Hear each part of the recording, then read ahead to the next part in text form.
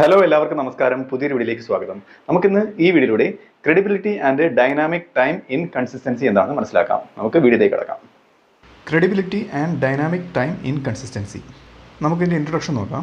Credibility and dynamic time in consistency are important concepts in economics. ഈ രണ്ട് കാര്യങ്ങൾ, ക്രെഡിബിലിറ്റിയും dynamic time ഇൻ കൺസിസ്റ്റൻസിയും എക്കണോമിക്സിലെ വളരെ പ്രധാനപ്പെട്ട രണ്ട് ടേംസ് ആണ് കേട്ടോ. അതായത് പ്രത്യേകിച്ചും in the context of monetary policy, physical policy, government commitments, ഈ സന്ദർഭങ്ങളിലൊക്കെ വളരെ ഇമ്പോർട്ടൻ്റ് ആയിട്ടുള്ള കാര്യമാണ് ഇത് രണ്ടെണ്ണം.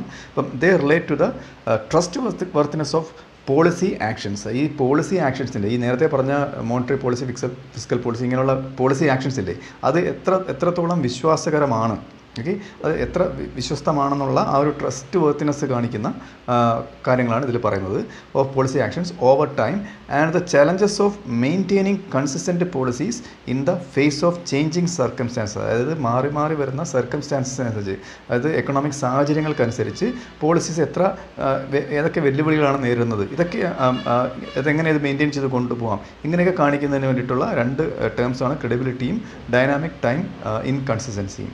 ആദ്യം നമുക്ക് ക്രെഡിബിലിറ്റി എന്താണെന്ന് നോക്കാം. അതിൻ്റെ ഡെഫിനേഷൻ ഇതാണ്: credibility in economics refers to the belief that a policy maker or government will stick to its announced policies or commitments. അതായത് ഗവൺമെൻറ്റോ അല്ലെന്നുണ്ടെങ്കിൽ ആ പോളിസി എടുക്കുന്ന ആ വ്യക്തികളോ അവർ അനൗൺസ് ചെയ്ത പോളിസിയിൽ അവർ എന്ത് നടപ്പിലാക്കുമെന്ന് പ്രഖ്യാപിച്ചോ അതിൽ തന്നെ ഉറച്ചു നിൽക്കും എന്നുള്ളതാണ് ക്രെഡിബിലിറ്റി, വിശ്വാസ്യത എന്ന് പറയുന്നത്. Okay, when A policy is credible ആണെന്നുണ്ടെങ്കിൽ എക്കണോമിക് ഏജൻസ്, ആരൊക്കെയാണ് എക്കണോമിക് ഏജൻസ്? സച്ച് ആസ് ബിസിനസ്സുകൾ, ഇൻവെസ്റ്റേഴ്സ്, കൺസ്യൂമേഴ്സ്, ഇവരൊക്കെയാണ് എക്കണോമിക് ഏജൻസ് എന്ന് എക്കണോമിക്സിൽ അറിയപ്പെടുന്നത്. ഓക്കെ, ഇവരൊക്കെ trust that the government or central bank will follow through on its promises. അവരുടെ വാക്കുകൾ പാലിക്കുമെന്ന് അവർ വിശ്വസിക്കുന്നു. ഇതാണ് ആര് വിശ്വസിക്കും? എക്കണോമിക് ഏജൻസി വിശ്വസിക്കും. അവർ നടപ്പിലാക്കാൻ പോകുന്നു എന്ന് പറഞ്ഞ പദ്ധതികൾ നടപ്പിലാക്കുമെന്ന് വിശ്വസിക്കുന്ന, അതിനെയാണ് ക്രെഡിബിലിറ്റി എന്ന് പറയുന്നത്. അടുത്തത് ഇതിൻ്റെ ഇമ്പോർട്ടൻസ് നോക്കാം. അത് ക്രെഡിബിലിറ്റിയുടെ പ്രാധാന്യം. Credibility is crucial for the effectiveness of economic policies. Economic പോളിസീസിൻ്റെ എഫക്റ്റീവ്നെസ് നല്ലതുപോലെ നടപ്പിലാക്കുന്നതിന് ഈ ക്രെഡിബിലിറ്റി ആവശ്യമാണ്. അതിന് ഉദാഹരണം നോക്കിക്കഴിഞ്ഞാൽ, for example, if a central bank commits to keeping inflation low, പണപ്പെരുപ്പം കുറയ്ക്കാം എന്നൊരു നടപടി സെൻട്രൽ ബാങ്ക് എടുക്കാൻ പോകുന്നു എന്നൊരു പ്രഖ്യാപനം നടത്തി വയ്ക്കുക. Okay, but economic agents believe that. പക്ഷേ ഈ സമയത്ത് നേരത്തെ പറഞ്ഞ എക്കണോമിക് ഏജൻസ് വിശ്വസിക്കുകയാണ് ഇത് നടക്കാൻ പോകുന്നില്ല എന്ന്. Okay, that it will abandon this commitment. അവർ ആ പദ്ധതി ഉപേക്ഷിക്കാൻ പോവുകയാണ്. When it becomes politically inconvenient, പൊളിറ്റിക്കലായിട്ട് അത് ഇൻകൺവീനിയൻ്റ് ആണെന്ന് അവർക്ക് മനസ്സിലാക്കി അവർ ഈ പദ്ധതി ഉപേക്ഷിക്കാൻ പോകുന്നു എന്ന് എക്കണോമിക് ഏജൻസി വിശ്വസിക്കുകയാണ്. ഇങ്ങനെ ഒരു സാഹചര്യത്തിൽ എന്ത് സംഭവിക്കും? Inflation expectations might remain high. ആ ഇൻഫ്ലേഷൻ എക്സ്പെക്റ്റേഷൻ ഉയർന്നു തന്നെ നിൽക്കും. ഇത്രയും ഇൻഫ്ലേഷൻ അവിടെ തന്നെ ഉണ്ടാവും, ഇതൊന്നും നടക്കാൻ പോകില്ല എന്ന് ഇവർ വിശ്വസിക്കുകയാണ്. ഓക്കെ, എക്കണോമിക് ഏജൻസി വിശ്വസിക്കുകയാണ്. അപ്പോൾ അണ്ടർമൈനിങ്, അത് അടിത്തറ തോണ്ടുകയാണ് എന്തിൻ്റെ? The central bank's efforts to control inflation. അതായത് സെൻട്രൽ ബാങ്കിൻ്റെ ഇൻഫ്ലേഷൻ കൺട്രോൾ ചെയ്യാനുള്ള ആ ഒരു എഫേർട്സിനെ അത് അടിത്തറ തോണ്ടുകയാണ്. അപ്പോൾ മനസ്സിലായില്ല ക്രെഡിബിലിറ്റിയുടെ പ്രാധാന്യം എന്ന് പറയുന്നത്. അതിൻ്റെ കൂടെ തന്നെ മനസ്സിലാക്കേണ്ട ക്രെഡിബിലിറ്റിയുടെ മറ്റൊരു കാര്യമാണ്, credible policies can shape expectations and behavior in ways that align with policy goals. അതായത് വിശ്വസനീയമായ പോളിസീസ്, അതായത് സർക്കാർ ഒരു പോളിസി നടപ്പിലാക്കുമെന്ന് പറഞ്ഞു കഴിഞ്ഞാൽ അത് നടപ്പിലാക്കുക തന്നെ ചെയ്യും. അപ്പോൾ ഇങ്ങനെയുള്ള വിശ്വസനീയമായ policies can shape expectations and behaviour.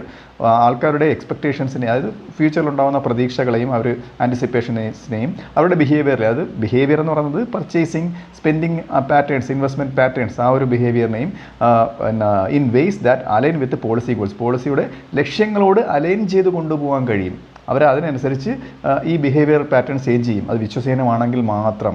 Okay, അപ്പോൾ അങ്ങനെ വരുമ്പോഴത്തേക്ക് എന്താണ് സംഭവിക്കുന്നത്? Making the policies more effective. അപ്പോഴത്തേക്കും പോളിസീസ് മോർ എഫക്റ്റീവ് ആവും.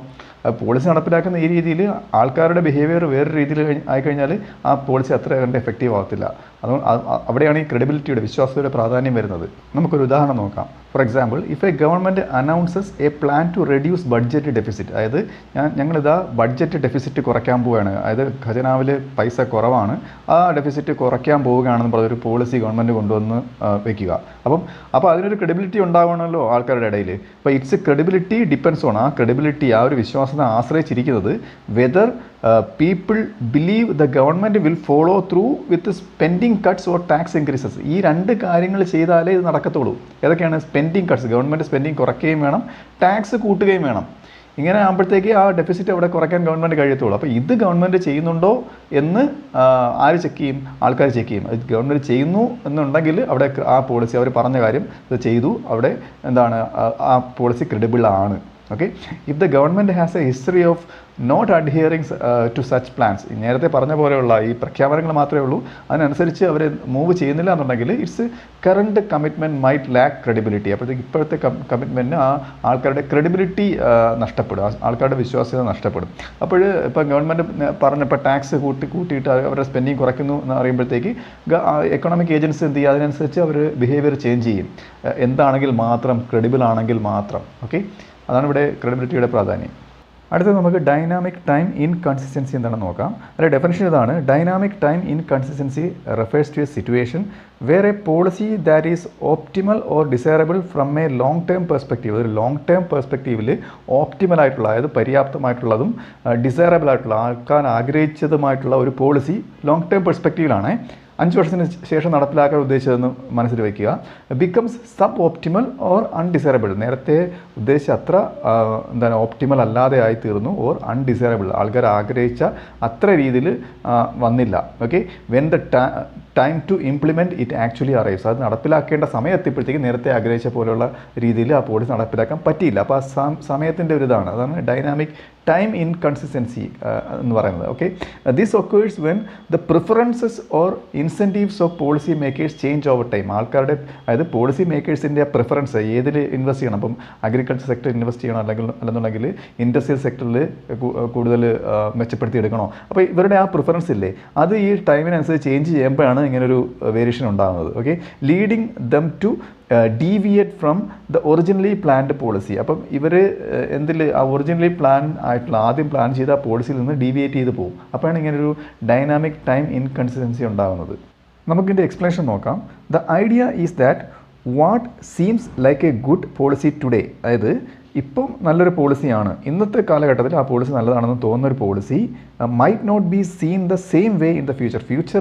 ഫ്യൂച്ചറിലെ സാഹചര്യങ്ങൾ മാറിയിട്ടുണ്ടാകാം. അപ്പോഴത്തേക്ക് ഇപ്പോൾ നടപ്പിലാക്കേണ്ട പോളിസി ഫ്യൂച്ചറിൽ ചിലപ്പം അത് നടപ്പിലാക്കിയാൽ അത്ര ഫലവത്തായില്ലെന്ന് വരും. Okay, especially when circumstances or incentives change, അതായത് സാഹചര്യങ്ങളൊക്കെ ചേഞ്ച് ചെയ്യാം. ഇൻസെൻറ്റീവ്സുകൾ, ആൾക്കാർക്ക് കിട്ടുന്ന ഇൻസെൻറ്റീവ്, അവർക്ക് കിട്ടുന്ന നേട്ടങ്ങളൊക്കെ, അതായത് എക്കണോമിക് ഏജൻസിന് കിട്ടുന്ന എക്കണോമിക് ഏജൻസിൻ്റെ സാഹചര്യങ്ങളും അവർക്ക് കിട്ടുന്ന ഇൻസെൻറ്റീവ്സൊക്കെ ചേഞ്ച് ചെയ്യുമ്പോഴത്തേക്ക് ആ പോളിസി ഇപ്പോൾ ഫ്യൂച്ചറിൽ, ഇപ്പോൾ നടപ്പിലാക്കുന്ന പോളിസി ഫ്യൂച്ചറിൽ ഫലവത്താവണമെന്നില്ല. Okay, this can lead to a situation where policy makers are tempted to renege on their promises. അതായത് ഇങ്ങനെ വരുമ്പോഴത്തേക്ക് ഈ പോളിസി മേക്കേഴ്സ് ടെംപ്റ്റഡ് ആവും. എന്തിനു വേണ്ടിയിട്ട്? അവർ റിനീഗ് ചെയ്യാൻ, അവരുടെ വാഗ്ദാന ലംഘനം, അവർ എടുക്കാമെന്ന് പറഞ്ഞ പോളിസി നടപ്പിലാക്കാതിരിക്കുന്നതിന്, റിനീഗ് ചെയ്യുന്നതിന്, വാഗ്ദാന ലംഘനം നടത്തുന്നതിന് അവർ നിർബന്ധിതരാകും പോളിസി മേക്കേഴ്സ്. ഓക്കെ, എന്തറിഞ്ഞിട്ട്? Knowing that following through might no longer serve their short time interest. അതായത് ഈ പോളിസിയുമായിട്ട് മുന്നോട്ട് പോയി കഴിഞ്ഞാൽ നമ്മുടെ ഷോർട്ട് ടൈം ഇൻട്രസ്റ്റ്, അവർ ഷോർട്ട് ടൈം ആയിട്ടുള്ള താല്പര്യങ്ങൾക്ക് അത് ഫലവത്താകാൻ പോകുന്നില്ല എന്നവർ മനസ്സിലാക്കി കഴിഞ്ഞാൽ അവർ വാഗ്ദാന ലംഘനം നടത്തും. Even it was beneficial in the long run. Okay, അത് ലോങ് റണ്ണിൽ ബെനിഫിഷ്യൽ ആണെങ്കിൽ തന്നെയും ഇപ്പോൾ അവരുടെ ഷോർട്ട് ടൈം ഇൻട്രസ്റ്റിന് അത് നേടിയെടുക്കാൻ കഴിയുന്നില്ല എന്നുണ്ടെങ്കിൽ അവർ വാഗ്ദാന ലംഘനം നടത്തും, അവർ റിനീഗ് ചെയ്യും. നമുക്ക് ഇതിനൊരു എക്സാമ്പിൾ നോക്കാം. അത് മോണിറ്ററി പോളിസിയുടെ കാര്യമാണ് പറയുന്നത് കേട്ടോ.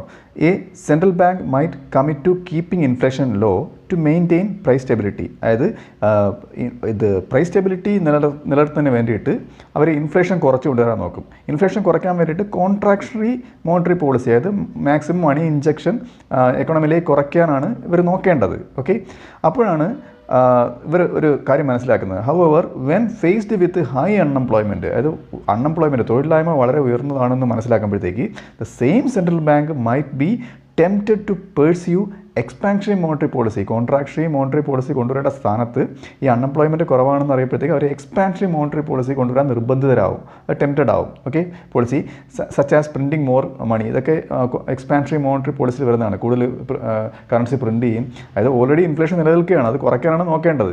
ഓക്കെ, അപ്പം ഈ സാഹചര്യത്തിൽ അൺഎംപ്ലോയ്മെൻറ്റ് ഹൈ ആണെന്ന് അറിഞ്ഞപ്പോഴത്തേക്ക് അവർ നേരെ തിരിച്ച് അവർ ബിഹേവ് ചെയ്യേണ്ടി വരും. അപ്പോഴത്തേക്ക് എന്തിനാണ്? ടു സ്റ്റിമുലേറ്റ് ദ എക്കോണമി, അത് എക്കോണമി സ്റ്റിമുലേറ്റ് ചെയ്യുന്നതിന് വേണ്ടിയാണ് ഇവരിങ്ങനെ ചെയ്യുന്നത്. അപ്പം this might lead to higher inflation. അപ്പോൾ അവിടെ ഇൻഫ്ലേഷൻ വീണ്ടും കൂടുകയല്ലേ ചെയ്യുന്നത്. പ്രൈസ് സ്റ്റെബിലിറ്റി ആയിരുന്നു ലക്ഷ്യം. അപ്പോൾ എന്താണ് അവിടെ ഉണ്ടാകുന്നത്? Undermining the original commitment. ആ ഒറിജിനൽ കമ്മിറ്റ്മെൻറ്റിൻ്റെ അടിത്തറ അവിടെ ഇളകുകയാണ് ചെയ്യുന്നത്. അപ്പം if economic agents anticipate this behaviour, അപ്പം ഈ സെൻട്രൽ ബാങ്കിൻ്റെ ഇങ്ങനത്തെ ഒരു ബിഹേവിയർ അവർ മുൻകൂട്ടി കാണുകയാണെന്നുണ്ടെങ്കിൽ they may not trust the central bank's commitment to low inflation. Inflation കുറയ്ക്കാനുള്ള നേരത്തെ അതായത് സെൻട്രൽ ബാങ്ക് എടുത്ത ആ തീരുമാനത്തെ ഇവർ ട്രസ്റ്റ് ചെയ്യില്ല. അപ്പോൾ ഇത് എന്തിലേക്ക് നയിക്കും? Leading to higher inflation expectations and higher actual inflation. അപ്പോൾ അവർ എക്സ്പെക്ട് ചെയ്യുന്നത് ഇൻഫ്ലേഷൻ കൂടാൻ പോവുകയാണ്. അവർ സെൻട്രൽ ബാങ്ക് എടുത്ത പോളിസി എന്തിനാണ്? ഇൻഫ്ലേഷൻ കുറയ്ക്കാൻ പോവുകയാണെന്നുള്ളതാണ്. അപ്പം ഇവർ എക്സ്പെക്ട് ചെയ്യുന്നത് എന്തിനാണ്? എക്കണോമിക് ഏജൻസ് എക്സ്പെക്ട് ചെയ്യുന്നത് ഇൻഫ്ലേഷൻ കൂടാൻ പോകുന്നു എന്ന് ഒരു എക്സ്പെക്ടേഷൻ ഇവർക്ക് വരും. അവർ അതിനനുസരിച്ച് അവരുടെ ബിഹേവിയറിൽ ചേഞ്ചസ് വരുത്തും. അടുത്ത ഫിസിക്കൽ പോളിസിയുടെ കാര്യത്തിലുള്ള ഒരു ഉദാഹരണം നോക്കാം. A government might announce a plan to save a portion of its budget surplus to use during economic downturns. അതായത് എക്കണോമിക് ഡൗൺ ടൗൺസ് എന്നത് കൗണ്ടർ സൈക്കിൾ പോളിസി എന്നാണ് അറിയപ്പെടുന്നത്. അതായത് ഈ എക്കണോമി ബൂം, റിസഷൻ, റിക്കവറി ആ സ്റ്റേജൊക്കെ ഉണ്ടല്ലോ എക്കണോമിക് സൈക്കിളുകൾ, അതിൽ ഡൗൺ ടൗൺ ആയിട്ട് പോകുമ്പോഴത്തേക്ക്, റിസഷനിലേക്ക് ഇങ്ങനെ പോകുമ്പോഴത്തേക്ക് ഉപയോഗിക്കാമെന്ന് വെച്ചിട്ട് എക്സസ് ആയിട്ടുള്ള ബഡ്ജറ്റിൻ്റെ ഒരു പോർഷൻ അവർ ഇങ്ങനെ സേവ് ചെയ്ത് വെക്കുകയാണ്.